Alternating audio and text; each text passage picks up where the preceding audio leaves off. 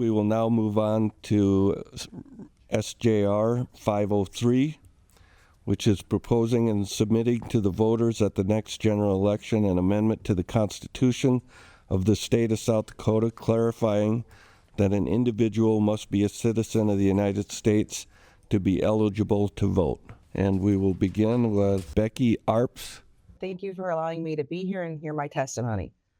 My name is Becky Arps, and I'm the Director of Research for Americans for Citizen Voting.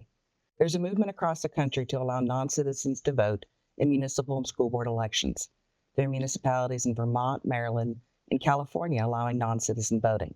Recently, Washington, D.C. voted to allow anyone that had been in the city for over 30 days the ability to vote in their elections.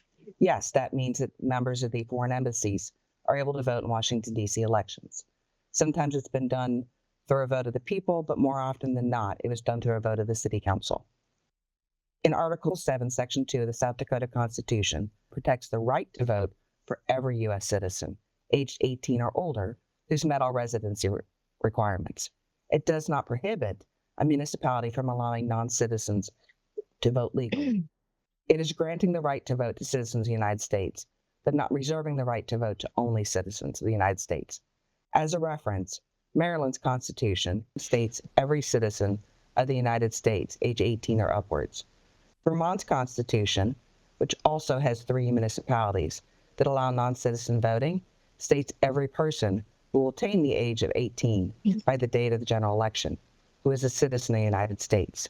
The language of both constitutions are strikingly similar to South Dakota's Constitution, yet it does not prevent the municipalities from allowing non-citizens to vote in those states. The courts have also ruled on this question. The law in San Francisco, which allows non-citizen parents to vote in school board elections, was challenged in James v. Lacey versus the City and County of San Francisco.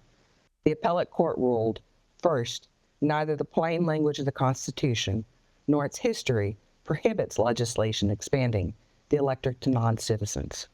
As a point of reference, the California Constitution states that a United States citizen 18 years of age and resident in the state may vote.